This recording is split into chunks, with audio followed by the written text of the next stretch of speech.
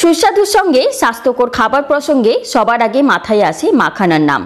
বিশেষ করে যারা ওজন কমানোর কথা ভাবছেন তারা ডায়েটে প্রায়ই রাখেন এটি, কারণ মাখানাতে রয়েছে ফাইবার, ক্যালসিয়াম, আয়রন, কার্বোহাইড্রেট এবং প্রোটিনের মতো অনেক পুষ্টিগুণ। তবে জানেন কি, সবার জন্য মোটেই উপকারী নয় এই খাবার। বেশ কিছু শারীরিক সমস্যা থাকলে মাখানা খেলে উপকারের থেকে ক্ষতি বেশি। তাই মাখানা ভালো, তবে এইসব রোগীরা ভুলেও ছোবেন না, নইলে হিতে বিপরীত হবে বা এটি ভুল সময়ে সেবন করলে অনেক সমস্যা হতে পারে। তাই কোন সময় খেলে সমস্যা হতে পারে চলুন তাহলে জেনে নেওয়া যাক। আমি এই ভিডিওতে বিস্তারিতভাবে আলোচনা করেছি, তাই ভিডিওটি পুরোটা দেখার অনুরোধ রইল। আমি পল্লবীস কিচেন অ্যান্ড ব্লগস্টারে সবাইকে ওয়েলকাম জানাচ্ছি। অফিসে কাজের ফাঁকে বা সন্ধেবেলায় স্ন্যাক হিসাবে সুস্বাদু এই মাখানা। শোনা যায় আয়ুর্বেদ বা চৈনিক ওষুধেতে এই পদ্মবীজের প্রচলন ছিল। মাখানা একটি পুষ্টিকর খাবার, কিন্তু ভুল সময়ে এটি সেবন করলে অনেক সমস্যা হতে পারে। আপনি যদি মাখানাকে আপনার ডায়েটের অংশ হিসেবে মাখানাকে রাখেন, তাহলে একটু ভাবার দরকার আছে। এটা মনে রাখা গুরুত্বপূর্ণ যে সব কিছুর আধিক্য সমান হয় না। বিষয়টি মাখানার ক্ষেত্রেও প্রযোজ্য, যা স্বাস্থ্যের জন্য উপকারী। তবে আপনার যদি আগে থেকে কিছু সমস্যা থাকে তাহলে মাখানা থেকে দূরে থাকুন। মাখানা স্বাস্থ্যের জন্য খুবই উপকারী, যা প্রতিটি উৎসব উপলক্ষে সেবন করা যায়। তো আপনি এটিকে মিষ্টি বা নোনতা হিসেবে খেতে পারেন। উপোসের সময়ও মাখানা খাওয়া যায়। এছাড়া ওজন কমানোর চেষ্টা করলে বা পুষ্টি পেতে চাইলেও মাখানা খাওয়া হয়। মাখানকে পদ্মবীজ নামেও বলা হয়, কিছু লোক এটিকে ফক্স নাট নামেও চেনে। মাখানায় প্রোটিন প্রচুর পরিমাণে রয়েছে, যা শরীরের পেশির জন্য উপকারী। প্রসবের পর মহিলাদের খাওয়ার পরামর্শ দেওয়া হয়। মাখানায় উপস্থিত পুষ্টিকর উপাদান কিছু সমস্যা থাকলে আপনার অসুবিধা আরও বাড়িয়ে দিতে পারে। সেজন্য যখনই মাখানা খাবেন তার সুবিধা ও অসুবিধা জানার পাশাপাশি জেনে নিন কতটা পরিমাণে খেতে হবে। আপনি যদি পেট সংক্রান্ত কোনো সমস্যা থাকে তো তাহলে মাখানা থেকে দূরে থাকাই ভালো। মাখানা সরাসরি পরিপাকতন্ত্রকে প্রভাবিত করে। যাদের হালকা ডায়রিয়ার ধাত থাকে তাদের মাখানা না খাওয়াই পরামর্শ দেওয়া হয় এই কারণে। তো আপনি যদি কোষ্ঠকাঠিন্য বা গ্যাস, পেট ফোলার সমস্যায় ভুগছেন বা প্রায় কোষ্ঠকাঠিন্যের শিকার হন, তাহলে মাখানা থেকে দূরে থাকাই ভালো। আপনি যদি সুগারের রোগী হন তো তাহলে খুব ভেবেচিন্তে বা খুব সীমিত পরিমাণে মাখানা খান, কারণ একটি গবেষণায় মাখানার রক্তে শর্করার পরিমাণ কমায়। তো এমন পরিস্থিতিতে তাদের অতিরিক্ত সেবনের ফলে রক্তে শর্করার পরিমাণ কম হতে পারে। আবার মাখানা সবার সহ্য হয় না, যেহেতু এগুলি পদ্মের বীজ থেকে তৈরি, যে কারণে বিপরীত প্রভাব দেখা দেয়। যাদের অ্যালার্জির সমস্যা রয়েছে তারা এর থেকে দূরে থাকুন। মাখানা খাওয়ার পর যদি অ্যালার্জির কোনো লক্ষণ দেখা গেলে মাখানা এড়িয়ে চলুন। যাদের কিডনিতে পাথর রয়েছে তাদের মাখানা খাওয়া এড়িয়ে চলতে হবে। আসলে মাখানাতে প্রচুর পরিমাণে ক্যালসিয়াম রয়েছে। যাদের কিডনিতে পাথর হয় তাদের সমস্যা দেখা দিতে পারে, কারণ এতে পাথর বড় হওয়ার সম্ভাবনা বেড়ে যায়। এরপর বলি যে কতটা পরিমাণে খাওয়া উচিত। আপনি যদি কোনো বিশেষ সমস্যায় ভুগছেন, তা না হলে রোজ 1 বাটি ভুনা মাখানা খেতে পারেন।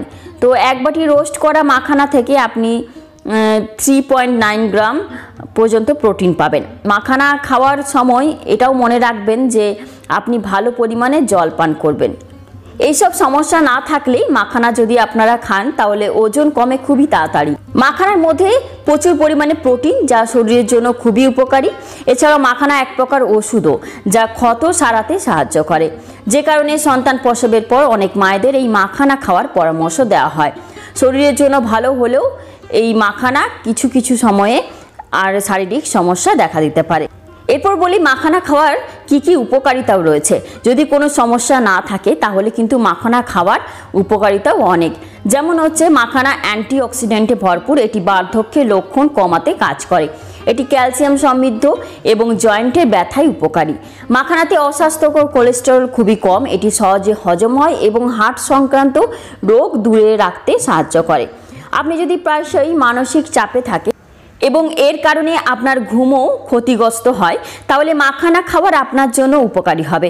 রাতে ঘুমানোর আগে 1 গ্লাস দুধের সঙ্গে মাখানা খেলে ভালো ঘুম হয়, সেই সঙ্গে মানসিক চাপও কমে যায়। তো মাংসপেশির শক্তির জন্য মাখানা খাওয়া খুবই উপকারী।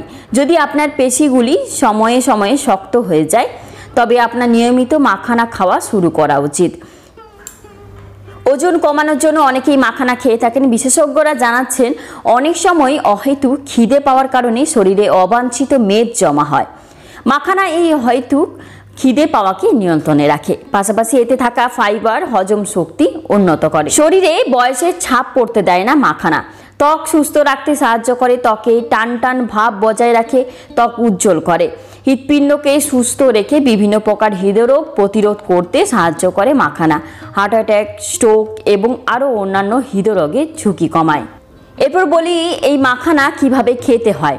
মাখানা বিভিন্ন উপায়ে খাওয়া যেতে পারে, তবে এটি সাধারণত ভাজা হয় বা জিরা, কালো মরিচ বা মরিচের গুঁড়োর সঙ্গে মশলা দিয়ে রান্না করা হয়।